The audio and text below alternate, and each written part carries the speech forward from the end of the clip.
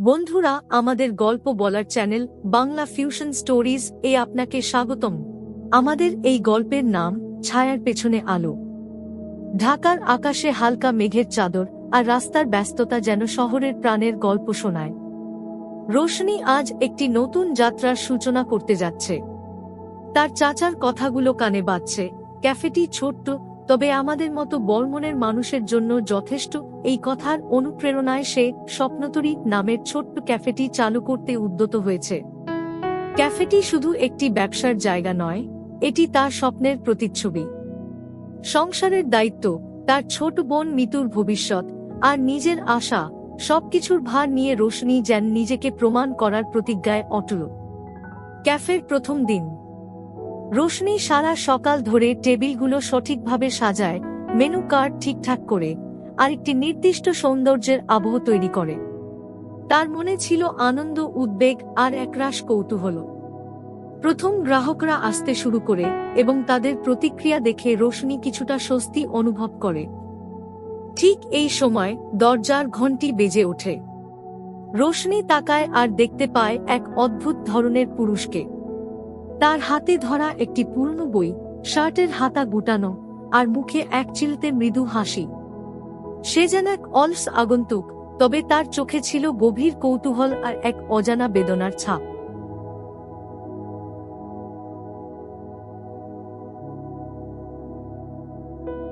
রাশেদ আসন নিয়ে জানালার পাশে এক কোণে। তার ভঙ্গিমায় ছিল এক ধরনের নির্লিপ্ততা, তবে কাগজের পাতায় চোখ রাখার মধ্যেও যেন অগণিত প্রশ্ন লুকিয়েছিল। কিছুক্ষণ পরে সে একটি অর্ডার দেয়, তবে রোশনি খেয়াল করে তার কণ্ঠের গভীরতা। খুবই সাধারণ অর্ডার, এক কাপ চা আর একটি কেক। কিন্তু তার প্রতিটি কথায় এমন কিছু ছিল যা তাকে ব্যতিক্রমী করে তোলে। রোশনি দূর থেকে তাকে লক্ষ্য করে। তার প্রতিটি আচরণ, হাতের মৃদু ভঙ্গি আর মাঝে মাঝে জানালার বাইরে তাকানো, সবকিছুতেই যেন লুকিয়েছিল একটি না বলা গল্প। রাশেদ যখন তার বইয়ের পৃষ্ঠা উল্টায়, তখন রোশনি ভাবে, এমন একজন মানুষ এখানে কেন এসেছে? সে কি কেবল একজন গ্রাহক, নাকি এর চেয়েও বেশি কিছু? দিন শেষে রাশেদ ধীরে ধীরে ক্যাফে থেকে বেরিয়ে যায়। কিন্তু যাওয়ার আগে তার হাসিটি রোশনি মন থেকে সরাতে পারে না। তার মনে হয় এই মানুষটি সবার থেকে আলাদা। সে কিভাবে কথা বলে, কিভাবে চোখে চোখ রাখে, সবকিছুতেই এক অন্যরকম আকর্ষণ। রোশনি জানে না, তাদের এই ছোট্ট সাক্ষাৎ একদিন তার জীবনের মোড় ঘুরিয়ে দিতে চলেছে। স্বপ্ন, আবেগ আর জীবনের প্রতি কৌতূহল এই প্রথম দিনের গল্পে একটি অদ্ভুত রং নিয়ে আসে। ক্যাফের প্রতিটি কোণ এখন রোশনির চেনা। তার আন্তরিক হাসি আর খোলা মনের জন্য ক্রেতারা তাকে আপন করে নিয়েছে। ব্যস্ত দিন আর ছোট ছোট আনন্দের মাঝেই যেন তার জীবন ছন্দ খুঁজে পায়। তবে রাশেদ, এই একটি নাম এবং মুখ রোশনির মনোযোগ বারবার আকর্ষণ করে। প্রতিদিন নির্দিষ্ট সময়ে রাশেদ ক্যাফেতে আসে। কোনো অযথা কথা নয়, চুপচাপ কোণের টেবিলে বসে থাকে। তার হাতে পুরনো বই আর টেবিলে একটি নোটবুক। নোটবুকে সে কখনো কিছু লেখে, কখনো হারিয়ে যায় বইয়ের পাতায়। অন্যদের সঙ্গে তার তেমন মেলামেশা নেই। রোশনি দূর থেকে লক্ষ্য করে, তার চোখে যেন লুকিয়ে আছে এক রহস্যময় পৃথিবী। একদিন রাশেদ যাওয়ার সময় তাড়াহুড়োয় তার নোটবুকটি টেবিলেই ফেলে যায়। রোশনি বইটি তুলে নেয়। তার কৌতূহল প্রবল হয়ে ওঠে এবং সে দ্রুত বইয়ের একটি পৃষ্ঠা খুলে দেখে। সেখানে একটি কবিতা লেখা ছিল, শূন্যতা এমন এক সঙ্গী যার ছায়ায় চুপচাপ বসে থাকা যায়, তবু হৃদয়ের গভীরে যেন একটি তীব্র কষ্ট বারবার আলোড়ন তোলে। এই লাইনগুলো রোশনির মন ছুঁয়ে যায়। কবিতার শব্দগুলো যেন তার নিজেরও একান্ত অনুভূতিকে প্রকাশ করে। সে ভাবে, কেমন মানুষ হলে এমন কিছু লেখা সম্ভব? তার জীবনে এমন কি ঘটনা ঘটেছে যা তাকে এমন গভীর শূন্যতায় আচ্ছন্ন করেছে? কিছুক্ষণ পর রাশেদ ফিরে আসে এবং নোটবুকটি চায়। রোশনি একটু মজা করে বলে, আপনি কবিও বুঝি? রাশেদের মুখে হালকা এক অপ্রস্তুত হাসি খেলে যায়। না, তেমন কিছু না, সে বলে, লিখি শুধু নিজেকে হালকা করার জন্য। আসলে আমি ভালো লিখি না। তাদের কথোপকথন দীর্ঘ হয়নি। তবে ওই কয়েকটি শব্দ, সেই অপ্রস্তুত হাসি আর রাশেদের চোখের ভাষা যেন রোশনির মনে একটি নতুন কৌতূহলের জন্ম দেয়। সে অনুভব করে এই মানুষটির ভেতরে এমন কিছু লুকিয়ে আছে যা সে জানতে চায়, বুঝতে চায়। রাশেদের রহস্যময় আচরণ, তার মুখের অসম্পূর্ণ হাসি আর চোখের গভীরতা রোশনির মনে অজানা এক টান তৈরি করে। রোশনি সরাসরি কিছু জানতে চায় না। সে বুঝতে পারে কিছু সম্পর্ক সময়ের স্রোতে ভেসে এগিয়ে চলে, আর সেই অজানা পথেই তাদের বন্ধুত্বের সূচনা হয়। দিনগুলো কেটে যেতে থাকে। রোশনি তার ব্যস্ত জীবনের বাস্তবতার মাঝে এই নতুন বন্ধুত্বকে আলাদা এক জায়গা দেয়, আর রাশেদও ধীরে ধীরে রোশনির উপস্থিতিতে এক ধরনের স্বস্তি খুঁজে পায়। অজানা টানের এই গল্প যেন একটি নতুন অধ্যায়ের অপেক্ষায় থাকে, যেখানে প্রতিটি দিনই নতুন একটি মোড় এনে দেয়। রোশনি সব সময় তার ছোট বোন মিতুর ভবিষ্যৎ নিয়ে চিন্তিত। মিতু উচ্চ মাধ্যমিকের ছাত্রী এবং তার পড়াশোনার ক্ষেত্রে কোনো ত্রুটি রাখতে চায় না রোশনি। নিজের সীমিত সামর্থ্যের মধ্যেও মিতুর জন্য গণিতের প্রাইভেট টিউশন ব্যবস্থা করে। এই কাজের জন্য হালিম স্যারের মতো একজন পরিচিত শিক্ষকের ওপর আস্থা রাখে। যদিও স্থানীয়ভাবে তিনি নামকরা শিক্ষক, তার আচরণে মাঝে মাঝে কিছুটা অস্বস্তি অনুভব করত রোশনি, তবে তা নিয়ে কখনো গভীরভাবে ভাবেনি। একদিন মিতু পড়া শেষে বাড়ি ফিরে আশ্চর্যজনকভাবে চুপ হয়ে যায়। তার মধ্যে এক অদ্ভুত শূন্যতা ধরা পড়ে, যা রোশনি আগে কখনো দেখেনি। দিনের পর দিন তার এই পরিবর্তন স্পষ্ট হতে থাকে। মিতু ক্রমেই আরও নীরব হয়ে যায়, কোনো কিছুতেই আগ্রহ দেখায় না। রোশনি উদ্বিগ্ন হয়ে তাকে বারবার জিজ্ঞেস করে, কিন্তু মিতু কিছুই বলতে চায় না। তার চোখের ভাষা যেন কোনো এক গভীর যন্ত্রণা আড়াল করে রাখে। অবশেষে এক রাতে মিতু কান্নায় ভেঙে পড়ে। তার চোখের অশ্রু আর কাঁপা কণ্ঠস্বরের মধ্য দিয়ে সে জানায়, হালিম স্যার তার সঙ্গে অশালীন আচরণ করেছে। এই ভয়াবহ সত্য রোশনির হৃদয় ছিন্ন ভিন্ন করে দেয়। তার মনে হয় যেন এক প্রচণ্ড ঝড় এসে তার পরিবারকে আঘাত করেছে, কিন্তু ঝড়টি ছিল নীরব, বাইরের কেউ কিছু জানে না। রোশনি প্রথমে দিশাহীন হয়ে যায়, কিন্তু দ্রুতই নিজেকে সামলে নেয়। সে বুঝতে পারে শুধু মিতুর জন্য নয়, এই ধরনের অন্যায়কারীকে প্রতিহত করার জন্য কিছু করতে হবে। তবে সমাজের ভয় আর অনুশাসনের দৃষ্টি তাকে ভীত করে তোলে।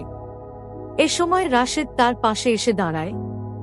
রাশেদ তাকে সান্ত্বনা দিয়ে বলে, তুমি যদি ন্যায়ের জন্য না লড়ো, তাহলে এই শয়তান আরও অনেকের জীবন নষ্ট করবে। তোমার সাহসই এখন মিতুর জন্য আশার আলো। রাশেদের সহানুভূতি আর শক্তি রোশনিকে সাহস যোগায়। সে মনে মনে প্রতিজ্ঞা করে এই অন্যায়ের শেষ করতে সে যে কোনো বাধা অতিক্রম করবে। নীরব ঝড়ের এই অধ্যায় রোশনি ও তার পরিবারের জীবনে এক নতুন লড়াইয়ের সূচনা করে। রোশনি বুঝতে পারে, নীরবতা যতই গভীর হোক, ন্যায়ের কণ্ঠ একদিন তার জবাব দেবে। মিতুর ঘটনার পর রোশনি এক মুহূর্তের জন্য স্থির থাকতে পারেনি। তার মন ছট করে প্রতিটি মুহূর্তে। সে বুঝতে পারে এই অন্যায়ের শিকার শুধু মিতু নয়, এই সমাজের অসংখ্য মেয়ের জীবনে এমন অন্যায় নির্বে ঘটে চলেছে। রোশনি মনে মনে প্রতিজ্ঞা করে এবার সে কোনোভাবেই পিছপা হবে না। তবে সিদ্ধান্ত নেওয়া যতটা সহজ ছিল, কাজটা তার চেয়ে অনেক কঠিন। রোশনি যখন আইনের সাহায্য নিতে চায়, তখন প্রতিবেশীদের কাছ থেকে নানা ধরনের মন্তব্য আসে। কেউ বলে, কেন এই ঝামেলায় যাচ্ছ, কেউ আবার গলায় মায়াভরা স্বরে বলে, এগুলো বলে কিছু হবে না, মেয়েদের আরও সাবধান হওয়া উচিত। রোশনি শুনতে পায় কাঁধের ওপর চাপা গলায় ভেসে আসা কথাও, এরা সব লোক দেখানোর জন্য করে। প্রতিটি শব্দ তার কানে শুলের মতো বিঁধলেও রোশনি সেগুলো উপেক্ষা করে। এই সময় রাশেদ তার পাশে শক্ত দেয়ালের মতো দাঁড়ায়। রাশেদ বলে, তোমার লড়াই শুধু মিতুর জন্য নয়। তুমি যদি সত্যিকারের অন্যায়ের বিরুদ্ধে দাঁড়াও, তাহলে শুধু মিতুর ভবিষ্যৎ নয়, আরও অনেক মেয়ের ভবিষ্যৎ রক্ষা পাবে। সমাজ তোমার শুরুতে শত্রু হলেও একদিন তোমার পাশে দাঁড়াবে। রোশনি পুলিশের কাছে গিয়ে হালিম স্যারের বিরুদ্ধে অভিযোগ দায়ের করে। প্রথমে পুলিশ হালিম স্যারের সামাজিক অবস্থান দেখে বিষয়টি গড়িমসি করে। কিছু পুলিশ কর্মী সরাসরি হালিম স্যারের পক্ষ নেয়। এদিকে রোশনির সাহস দেখে পরিবারও দুবার ভাবে, কিন্তু রোশনি কারো দিকে না তাকিয়ে নিজের লড়াইয়ে অবিচল থাকে। অভিযোগ দায়ের করার পরের দিনগুলো ছিল অত্যন্ত কঠিন। হালিম স্যারের পক্ষ থেকে ভয়ভীতি দেখানোর চেষ্টা চলে। পুলিশ বারবার কেস বন্ধ করার প্রস্তাব দেয়, কিন্তু রোশনি এবং রাশেদ তাদের সমস্ত সাহস দিয়ে এগিয়ে চলে। রাশেদ তাকে বলে, তোমার ভেতরের শক্তি এতটাই সত্য যে তা একদিন নিজের আলোর পথ তৈরি করবে। এই লড়াই শুধু রোশনি নয়, পুরো সমাজের কাছে এক দৃষ্টান্ত স্থাপন করে। যেখানে মেয়ে হয়ে নিজের অধিকার আদায় শুধু সাহস নয়, সেই সাহসের সঙ্গে সামাজিক বাধার মুখে মাথা উঁচু করে দাঁড়ানোর শক্তি রাখতে হয়। মিতু ধীরে ধীরে রোশনি থেকে সাহস পায় এবং নিজের দুঃখ সরিয়ে তাকেও এই লড়াইয়ে সঙ্গ দেয়। ন্যায়ের জন্য অটল লড়াই একদিন শুধু আলো আনবে না, ছায়ার অস্তিত্ব মুছে দেবে, এই বিশ্বাস নিয়ে রোশনি সাহসের পথ ধরে এগিয়ে চলে। হালিম স্যারের বিরুদ্ধে মামলাটি ধীরে ধীরে সমাজের আলোচনার কেন্দ্রবিন্দুতে পরিণত হয়। স্থানীয় পত্রিকায় খবর প্রকাশিত হতে শুরু করে এবং সাধারণ মানুষ একদিকে রোশনির সাহসিকতাকে প্রশংসা করতে থাকে, আবার অন্যদিকে অনেকেই সমালোচনাও করে।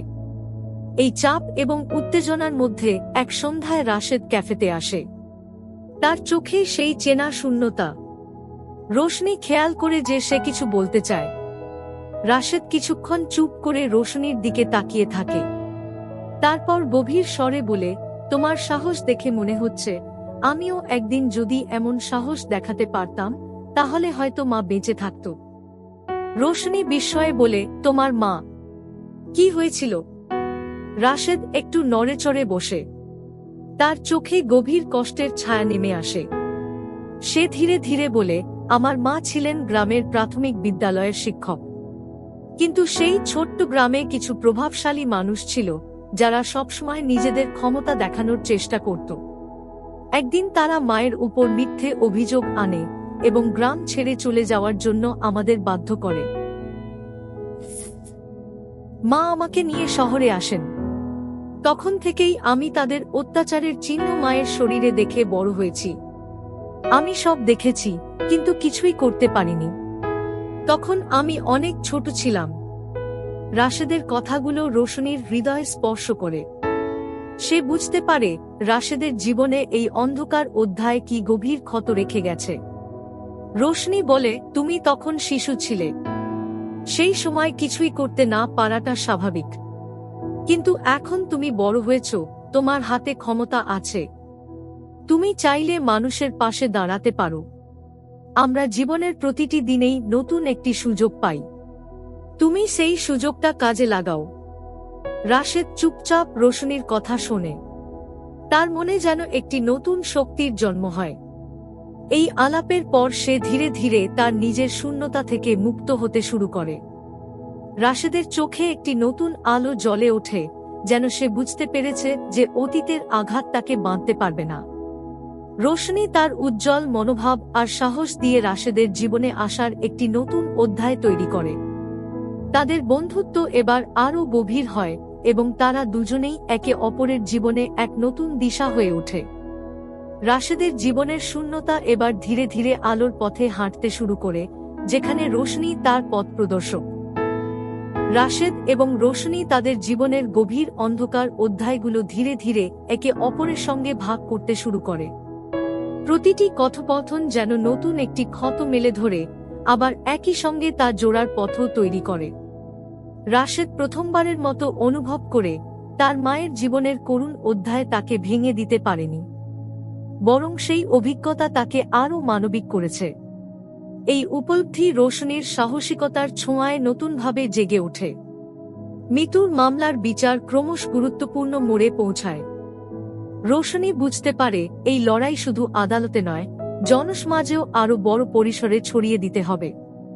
সে স্থানীয় সামাজিক আন্দোলনের সঙ্গে নিজেকে যুক্ত করে। তার লড়াই গণমাধ্যমের দৃষ্টি আকর্ষণ করে এবং সাংবাদিকরা তার সাক্ষাৎকার নিতে আসে। এক সাক্ষাৎকারে রোশনি দৃঢ়কণ্ঠে বলে, অন্যায় শুধু একজন মানুষের ক্ষতি করে না, এটি পুরো সমাজকে বিষাক্ত করে তোলে।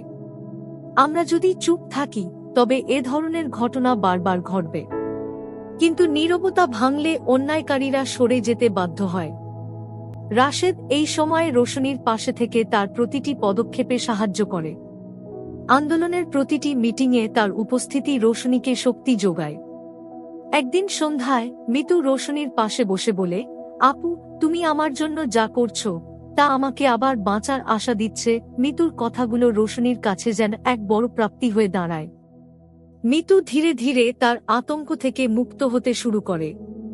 সে একসময় নিজের ভেতরের শক্তিকে খুঁজে পায় এবং ন্যায়ের লড়াইয়ে তার আশাকে অস্ত্র বানিয়ে নেয়।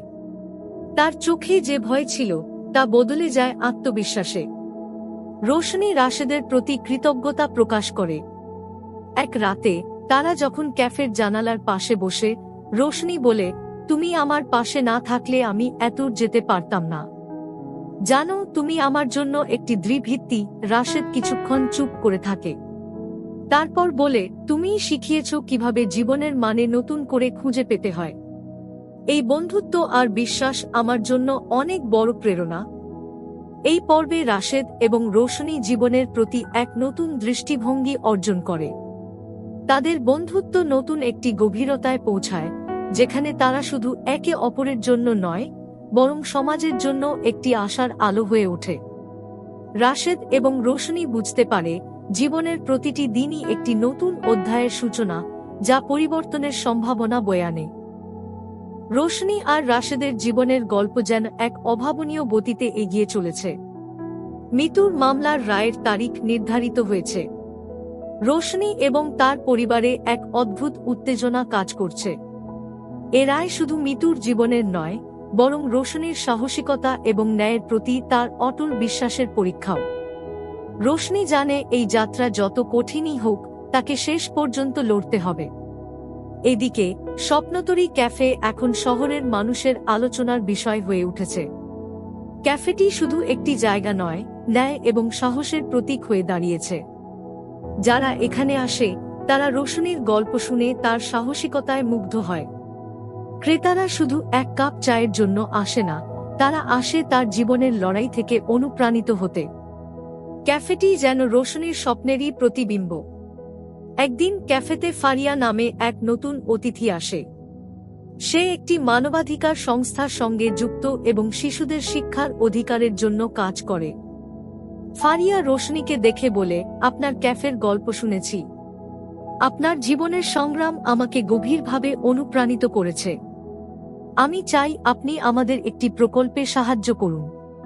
আমাদের দরকার একজন এমন মানুষ যিনি শুধুমাত্র নিজের জন্য নয়, অন্যদের জন্য লড়াই করতে জানেন। ফারিয়ার কথাগুলো রোশনিকে স্পর্শ করে।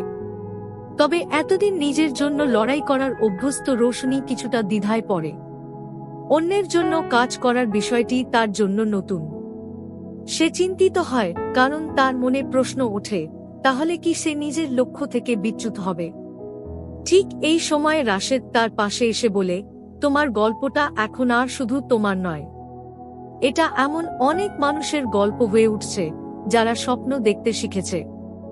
তুমি পারবে, রোশনি। ফারিয়ার প্রস্তাব গ্রহণ করো। রাশেদের এই কথায় রোশনি নতুন করে ভরসা পায়। মিতুর মামলার দিন ঘনিয়ে আসে। রায়ের দিন আদালতে মানুষের ভিড় জমে। অবশেষে হালিম স্যারের অপরাধ প্রমাণিত হয় এবং তাকে শাস্তি দেওয়া হয়।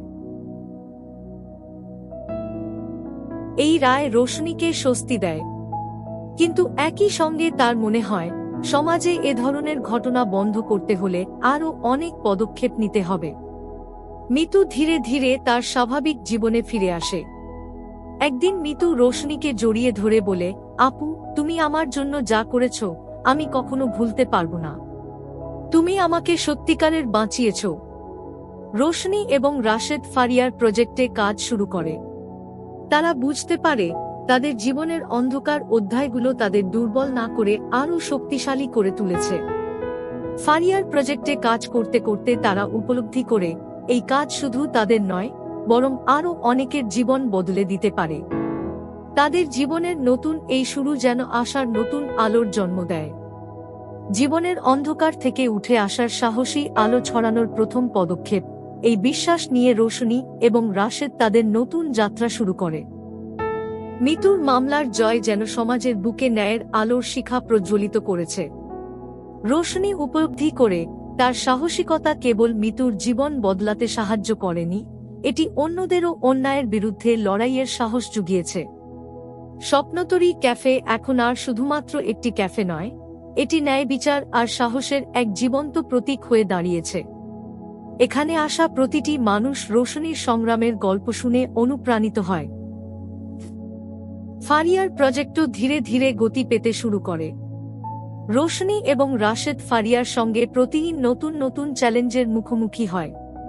ফারিয়া একদিন তাদের বলে, আমাদের কাজ কেবল শিশুদের পড়াশোনা শেখানো নয়, আমরা তাদের স্বপ্ন দেখতে শেখাব। তাদের বোঝাতে হবে দারিদ্র্য কোনো বাধা নয়, প্রত্যেকের মধ্যেই এগিয়ে যাওয়ার শক্তি আছে। তবে কাজটি সহজ ছিল না। একদিন রোশনি খেয়াল করে ফারিয়ার কর্মী দলের সদস্য সুমন খুবই উদাসীনভাবে কাজ করছে। রোশনি তাকে সরাসরি জিজ্ঞেস করে, তুমি কি এই কাজ করতে চাও না? সুমন দ্বিধাগ্রস্ত হয়ে বলে, আমার নিজের পরিবারের দারিদ্র্য দূর করতেই হিমশিম খাচ্ছি, অন্যদের নিয়ে ভাবার সময় কোথায়? সুমনের উত্তর রোশনিকে থমকে দেয়। সে অনুভব করে যে প্রকৃত পরিবর্তন আনতে হলে দৃষ্টিভঙ্গি বদলাতে হবে। এই সময় রাশেদ সুমনের পাশে দাঁড়িয়ে বলে, তুমি একা নও, আমরা একে অপরের জন্য আছি। এই প্রজেক্ট শুধু সমাজের পরিবর্তন আনবে না, আমাদের নিজেদেরও বদলাবে। রাশেদের কথায় সুমনের মধ্যে একটি নতুন উদ্যম জেগে ওঠে। সে ধীরে ধীরে আরও মনোযোগ দিয়ে কাজ করতে শুরু করে। এদিকে রোশনি একটি নতুন উদ্যোগ নেওয়ার সিদ্ধান্ত নেয়। সে ক্যাফের একটি কোণে শিশুদের জন্য একটি ছোট লাইব্রেরি তৈরির পরিকল্পনা করে। তার ইচ্ছা, এই লাইব্রেরি হবে শিশুদের কল্পনা আর জ্ঞানের নতুন দুনিয়ায় প্রবেশের দরজা। রাশেদ তার এই উদ্যোগে সর্বাত্মক সহায়তা করে। স্বপ্নতরী এখন শুধু একটি ব্যবসায়িক প্রতিষ্ঠান নয়, এটি প্রতিটি মানুষের আশা, সাহস এবং দৃষ্টিভঙ্গির পরিবর্তনের প্রতীক হয়ে উঠেছে। এক শিশুর হাতে একটি বই তুলে দিয়ে রোশনি ভাবে, পরিবর্তন তখনই সম্ভব যখন আমরা নিজের দৃষ্টিভঙ্গি বদলাই এবং অন্যদের বদলাতে সাহায্য করি। ফারিয়ার প্রকল্পে কয়েক মাস ধরে কাজ করার পরে একটি বড় চ্যালেঞ্জ তাদের সামনে এসে দাঁড়ায়। স্থানীয় প্রভাবশালী কিছু ব্যক্তি প্রকল্পের বিরোধিতা শুরু করে। তারা গুজব ছড়াতে থাকে যে এই কাজগুলো সমাজের শৃঙ্খলা নষ্ট করছে, দরিদ্র মানুষের মধ্যে ভুল আশা তৈরি হচ্ছে। এই ধরনের অভিযোগ প্রকল্পকে থামানোর একটি পরিকল্পিত প্রচেষ্টা ছিল, যা রোশনি, ফারিয়া এবং রাশেদের ওপর চাপ সৃষ্টি করে। রোশনি কোনো দ্বিধা না করে এই বিরোধিতার জবাব দেওয়ার পরিকল্পনা করে। ফারিয়া এবং রাশেদ তার পাশে থাকে। তারা একটি স্থানীয় সভার আয়োজন করে, যেখানে প্রকল্পে অংশগ্রহণকারী শিশুদের অভিভাবক এবং সমাজের বিশিষ্ট ব্যক্তিদের আমন্ত্রণ জানানো হয়। সভার দিন স্বপ্নতরী ক্যাফেতে মানুষের ভিড় জমে যায়। প্রত্যেকের চোখে কৌতূহল, কিছু মানুষের মনে সংশয়। ফারিয়া সভায় দৃঢ়কণ্ঠে বলে, শিক্ষা শুধু একটি অধিকার নয়, এটি সমাজের উন্নতির মূল চাবিকাঠি। আমরা কোনো শৃঙ্খলা নষ্ট করছি না, বরং একটি শক্ত ভিত্তি তৈরি করছি, যেখানে প্রতিটি শিশু তার ভবিষ্যৎ গড়ার সুযোগ পাবে। তার কথায় অনেকে মুগ্ধ হয়। তবে রোশনি সভাকে আরও ব্যক্তিগত করে তোলে। রোশনি উঠে দাঁড়িয়ে বলে, আমি একসময় এমন জায়গায় ছিলাম যেখানে কোনো আশা ছিল না। নিজের লড়াই করে আমি আজ এখানে দাঁড়িয়ে আছি। এই বাচ্চাগুলোর জন্য শিক্ষার সুযোগ মানে তাদের জীবনের সম্ভাবনা বদলে দেওয়া। আমাদের একটি সুযোগ দিন সমাজকে আলোকিত করার।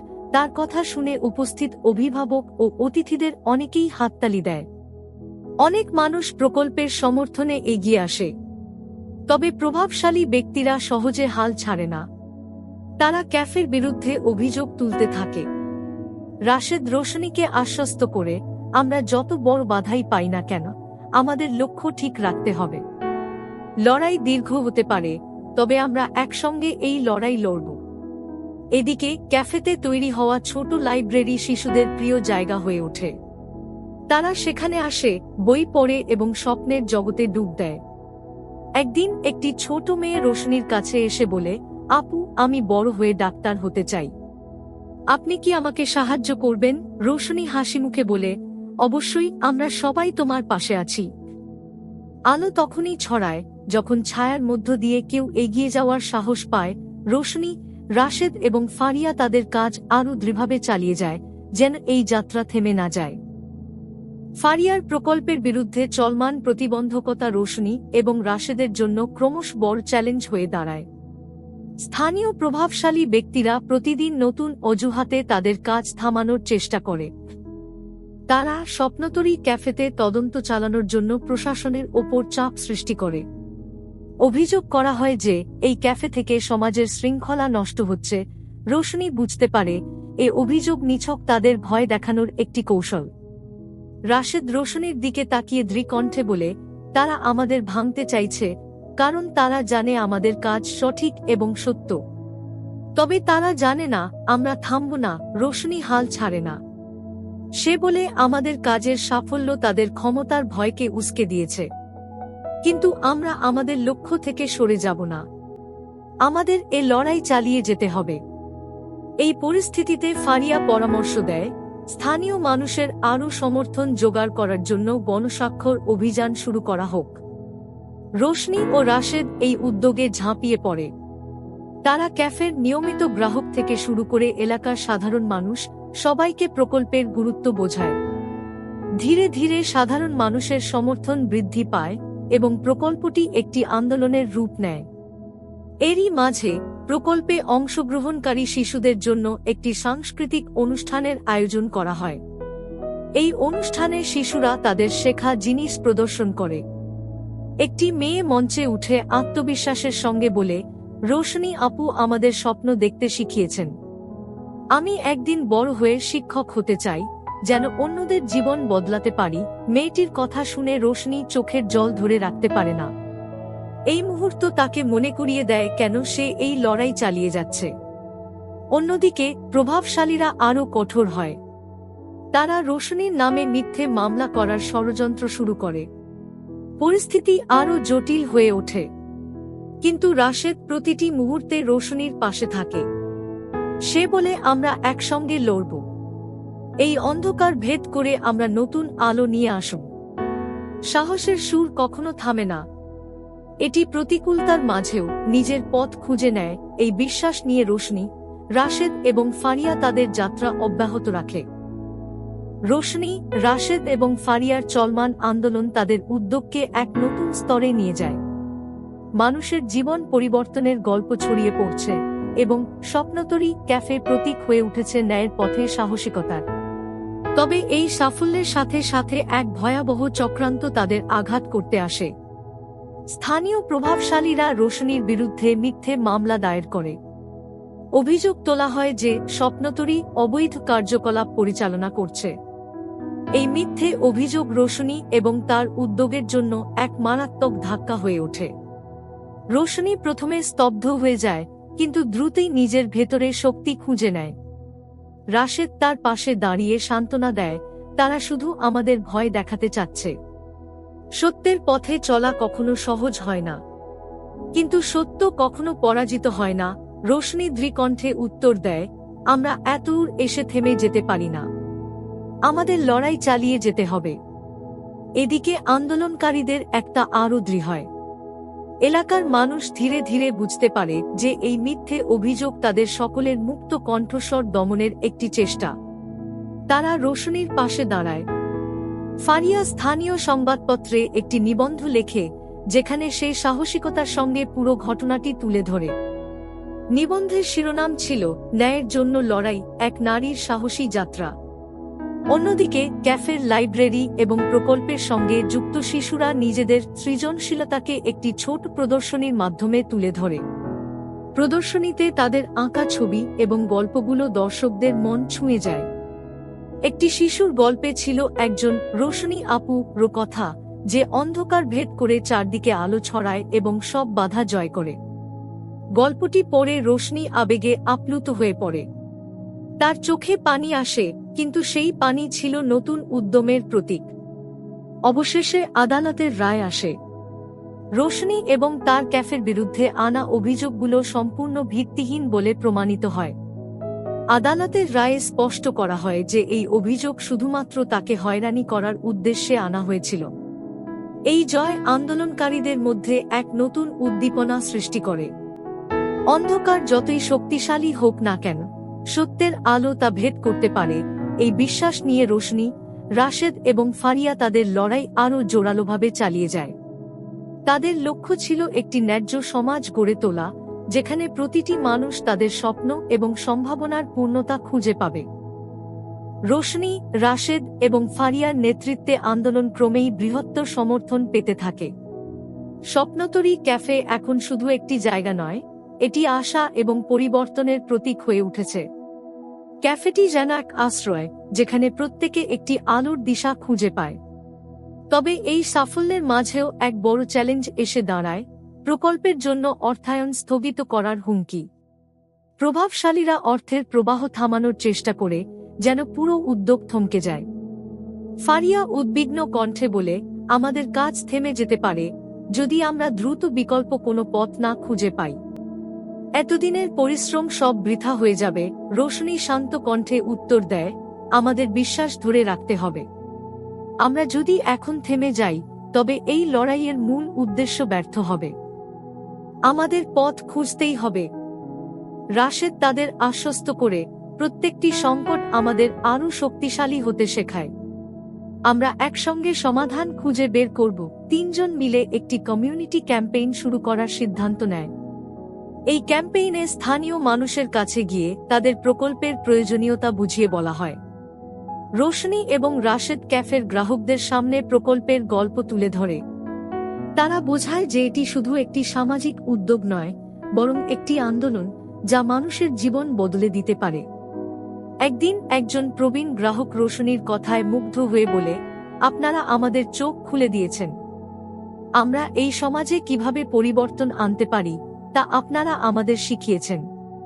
আমরা আপনাদের পাশে আছি। ক্যাম্পেইনের মাধ্যমে ছোট ছোট অনুদানের ব্যবস্থা হয়।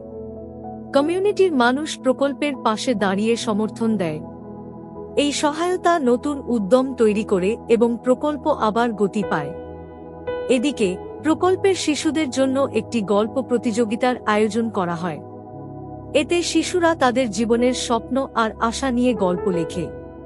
একটি শিশু তার গল্পে লেখে, আমাদের স্বপ্নতরী শুধু একটি ক্যাফে নয়, এটি আমাদের জীবনের আলো। এটি আমাদের স্বপ্ন দেখার ক্ষমতা দিয়েছে। এই প্রতিযোগিতা রোশনি, রাশেদ এবং ফারিয়ার জন্য এক নতুন শক্তির উৎস হয়ে ওঠে। তবে প্রভাবশালী ব্যক্তিরা থেমে থাকে না। তারা নতুন ষড়যন্ত্র নিয়ে এগিয়ে আসে এবং বলে, তোমাদের এই কাজ সমাজের নিয়ম ভঙ্গ করছে। কিন্তু এবার রোশনি দৃঢ়ভাবে জবাব দেয়, যদি সমাজের নিয়ম অন্যায়কে প্রশ্রয় দেয়, তবে সেই নিয়ম ভাঙা জরুরি। আমাদের কাজ মানুষকে ন্যায়ের পথ দেখানো। এটি আমাদের নিয়ম। বিশ্বাসের বীজ রোপিত হলে তা একদিন মহিরুহ হয়ে ছায়া দেয়। এই বিশ্বাস নিয়ে রোশনি, রাশেদ এবং ফারিয়া তাদের লড়াই অব্যাহত রাখে। তাদের আশার আলো প্রতিটি অন্ধকার কোণ আলোকিত করার জন্য এগিয়ে চলে।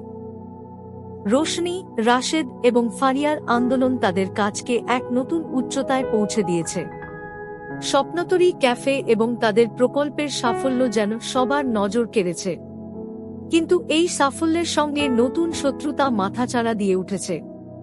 স্থানীয় প্রভাবশালী ব্যক্তিরা তাদের আক্রমণের মাত্রা আরও বাড়িয়ে দেয়। তারা ক্যাফেতে আইন শৃঙ্খলা রক্ষাকারী বাহিনী পাঠিয়ে বিশৃঙ্খলা তৈরি করার চেষ্টায় নামে। অভিযোগ ওঠে যে ক্যাফেতে বেআইনি কার্যকলাপ চলছে। রাশেদ আগেই এই সম্ভাব্য সমস্যার পূর্বাভাস দিয়েছিল। সে রোশনিকে পরামর্শ দিয়েছিল ক্যাফেতে সিসিটিভি ক্যামেরা বসানোর। এই পদক্ষেপ পরে তাদের রক্ষাকবচ হয়ে দাঁড়ায়। একদিন প্রভাবশালীদের পাঠানো লোকজন ক্যাফেতে বিশৃঙ্খলা সৃষ্টি করতে আসে। রোশনি শান্ত অথচ দৃঢ়কণ্ঠে তাদের বলে, আপনাদের কাজ ক্যামেরায় ধারণ করা হয়েছে। এই ধরনের আচরণ বরদাস্ত করা হবে না। রোশনির আত্মবিশ্বাস আর সাহসের সামনে তাদের পরিকল্পনা ভেস্তে যায়। এই ঘটনায় প্রভাবশালীদের পরাজয় স্পষ্ট হলেও তারা হাল ছাড়ে না। রোশনি, রাশেদ এবং ফারিয়া এই চ্যালেঞ্জগুলোকে নিজেদের শক্তিতে রূপান্তর করে। তারা সিদ্ধান্ত নেয়, আরও বেশি মানুষকে সঙ্গে নিয়ে কাজ করতে হবে। স্বপ্নতরী ক্যাফে এখন শুধু একটি স্থান নয়, এটি একটি কমিউনিটি প্রোগ্রামের কেন্দ্রে পরিণত হয়। এখানে শুধু শিশু নয়, বিভিন্ন বয়সী মানুষও স্বপ্ন দেখতে শেখে এবং তা পূরণের পথ খোঁজার সুযোগ পায়। ফারিয়া নতুন প্রস্তাব নিয়ে আসে। সে বলে, আমাদের শুধু শিশুদের জন্য কাজ করলে হবে না, আমরা চাই সবাই এই পরিবর্তনের অংশীদার হোক। একজন মানুষ একা সমাজ বদলাতে পারে না, কিন্তু একসঙ্গে আমরা শক্তি হতে পারি। রাশেদ নিজের অভিজ্ঞতা থেকে বলে, যে সময় আমি সাহস দেখাতে পারিনি, সেখান থেকেই শিখেছি। এখন আমি সেই শিক্ষা কাজে লাগিয়ে অন্যদের পাশে দাঁড়াচ্ছি। এই প্রকল্প শুধু একটি সামাজিক আন্দোলন নয়, এটি আমাদের সবার জীবনের গল্প। একদিন ক্যাফেতে একটি নতুন উদ্যোগের সূচনা হয়। সবাই মিলে মোমবাতি জ্বালিয়ে একটি অনুষ্ঠানের আয়োজন করে। এই মোমবাতির আলো যেন প্রত্যেকের জীবনে নতুন আশার প্রতীক হয়ে ওঠে।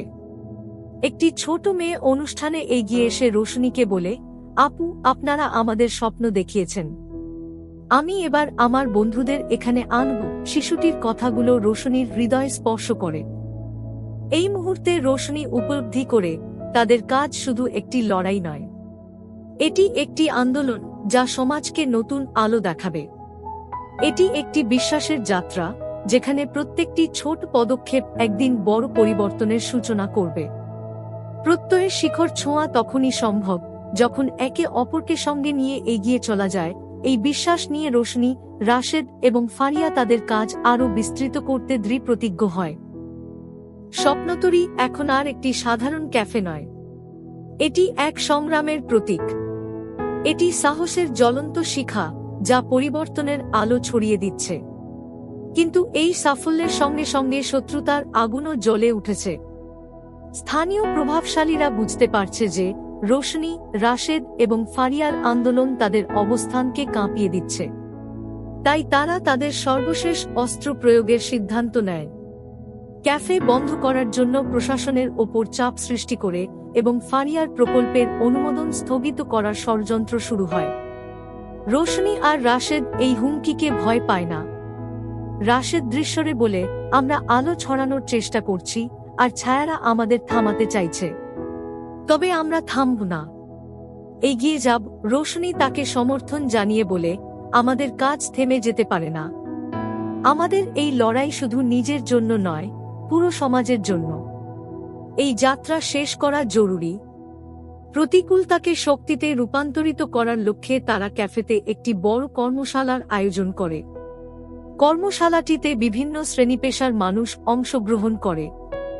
এই কর্মশালার উদ্দেশ্য ছিল মানুষের মধ্যে অন্যায়ের বিরুদ্ধে লড়াইয়ের মানসিকতা গড়ে তোলা। ফারিয়া তার বক্তৃতায় বলে, যদি আমরা ভয় পাই, তবে পরিবর্তন কখনো সম্ভব নয়। সাহসই আমাদের সত্যিকারের শক্তি। আমাদের নিজের ভয়কে জয় করতে হবে, যাতে আমরা অন্যায়ের বিরুদ্ধে মাথা উঁচু করে দাঁড়াতে পারি। এই সময় রাশেদ একটি গুরুত্বপূর্ণ সিদ্ধান্ত নেয়। সে তার মায়ের পুরনো গ্রামে ফিরে যেতে চায়। সেখানে সে স্থানীয় মানুষদের সঙ্গে সংযুক্ত হয়ে তাদেরও এই আন্দোলনের অংশীদার করার পরিকল্পনা করে। রোশনী তাকে উৎসাহ দিয়ে বলে, তুমি যেখানেই যাবে আলো নিয়ে যাবে। তোমার কাজ শুধু তোমার নয়, এটি অনেকের জীবনের গল্প হয়ে উঠবে। তাদের এই উদ্যোগ ক্রমশ বড় হতে থাকে। ক্যাফে এবং তাদের কর্মসূচি সমাজের আরও মানুষকে আকৃষ্ট করে। একদিন ক্যাফেতে একটি ছোট মেয়ে আসে। মেয়েটি রোশনীর দিকে তাকিয়ে বলে, আপনারা আমাদের দেখিয়েছেন কিভাবে ছায়ার মাঝেও আলো খুঁজে পাওয়া যায়। আমিও এই যাত্রার অংশ হতে চাই। রোশনী মেয়েটির চোখে এক নতুন আশার ঝলক দেখতে পায়। এই মুহূর্তে সে উপলব্ধি করে, তাদের এই সংগ্রাম একটি ব্যক্তিগত লড়াই থেকে অনেক বড় কিছু হয়ে উঠেছে। এটি একটি আন্দোলন যা মানুষের মনকে বদলাচ্ছে। অগ্নিপথে হাঁটতে হলে সাহস আর বিশ্বাস নিয়ে এগিয়ে যেতে হয়। প্রতিটি পদক্ষেপই একটি নতুন আলো ছড়ায়। রোশনী, রাশেদ এবং ফারিয়া এই বিশ্বাস নিয়ে তাদের লড়াই আরও দৃঢ়তার সঙ্গে চালিয়ে যেতে প্রতিজ্ঞাবদ্ধ হয়। স্বপ্নতরী ক্যাফে এবং ফারিয়ার প্রকল্প এখন আর একটি সাধারণ উদ্যোগ নয়, এটি এক প্রতীক হয়ে উঠেছে সাহস, পরিবর্তন এবং আশার। এটি প্রতিটি চেনা চেনা মানুষকে দেখিয়েছে যে নিজের ছোট উদ্যোগও কেমন করে পুরো সমাজকে বদলে দিতে পারে। রোশনি, রাশেদ এবং ফারিয়া তাদের সংগ্রামের মাধ্যমে একটি নতুন দিগন্ত উন্মোচিত করেছে। তারা উপলব্ধি করেছে পরিবর্তনের জন্য বড় পদক্ষেপ নয়, বরং ছোট ছোট পদক্ষেপই একটি শক্তিশালী হাতিয়ার হতে পারে।